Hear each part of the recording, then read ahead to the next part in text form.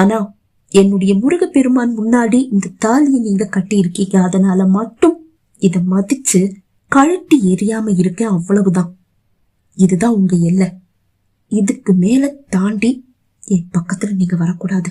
குரலை தாழ்த்தி கூறியவள் வீட்டை நோக்கி நடக்க ஆரம்பித்தாள்.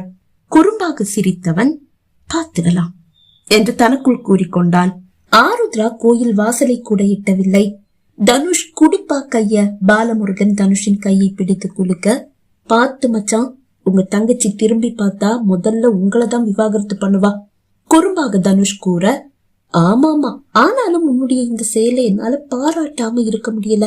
இது என்னுடைய மனசு அப்படியே தொட்டுடுச்சு போ. இந்த மனசு இது யாருக்கும் வராதுப்பா. புகழ்ந்ததெல்லாம் போதும் மச்சான், முதல்ல தனியா போற உங்க தங்கச்சிக்கு துணை போங்க. நான் இப்ப கூட போனா அவ கோபம் இன்னும் அதிகமாகும். இல்லனா கூட போயிருப்பேன். அட ஆமல்ல. சரி சரி, ரோட்ல உங்க பஞ்சாயத்து எதுவும் வேண்டாம், வீட்டுல போய் வச்சுக்கங்க. அவ கோபத்தை தூண்ட வேண்டாம், நான் அவ கூட போறேன். ஆருத்ரா நில்லுமா, அண்ணன் வர உன் கூட என்று கூறியபடியே பாலமுருகன் அவள் பின்னால் ஓடினான். அனைவரையும் பார்த்த தனுஷ், ஏன் எல்லாரும் நின்னுட்டு இருக்கீங்க, வாங்க வீட்டுக்கு போலாம். தனுஷ் நடக்க அனைவரும் புன்னகையோடு அவன் பின்னால் வந்தனர். முதலில் வீட்டை எட்டிய ஆருத்ரா கோபமாக கூடத்தில் மாட்டப்பட்டிருந்த அவளது ஓவியத்தை கழற்றி தூக்கி வீசினாள்.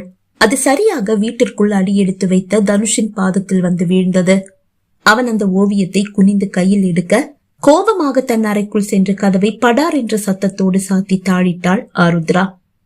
இத்தனை வருஷமா மனசுக்குள்ள அடக்கி வச்சிருந்த எல்லா ஆசாபாசங்களும் உணர்ச்சிகளும் இந்த ஒரு நொடியில கோபமா தான் வெளிப்படுது போல குறும்பாக கூறிய சித்தன் தாத்தா தனுஷின் தோளில் கை வைத்தார். இதையெல்லாம் பார்த்து பயந்துடாதப்பா, கோபம் இருக்கிற இடத்துல காதல் கரை புரண்டோடும்.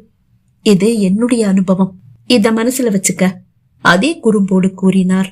தனுஷ் சிரித்தான். பாட்டி கிட்ட ரொம்ப வாங்கி கட்டிக்கிட்டீங்க போல. அதை கேட்டதும் சித்தன் தாத்தாவின் முகம் சுருங்கி போனது. அதுக்கெல்லாம் வாய்ப்பே கிடைக்கலப்பா. நான் தான் சொன்னேனே, என்னுடைய மகன் பிறந்த 2வது நாள்ல என் மனைவி தவறிட்டா. இப்ப மகனையும் எழுந்து தன்னந்தனியா நிக்கிறேன். அதை கூறும்போது தாத்தாவின் விழிகள் கசிந்தன. அதை கண்ட அனைவரையும் சோகம் தொற்றிக் கொண்டது. சித்தன் தாத்தா அறைக்குள் சென்று மறைய அவரது சோகத்தை எப்படியாவது போக்க வேண்டும் என்று நினைத்தான் தனுஷ்.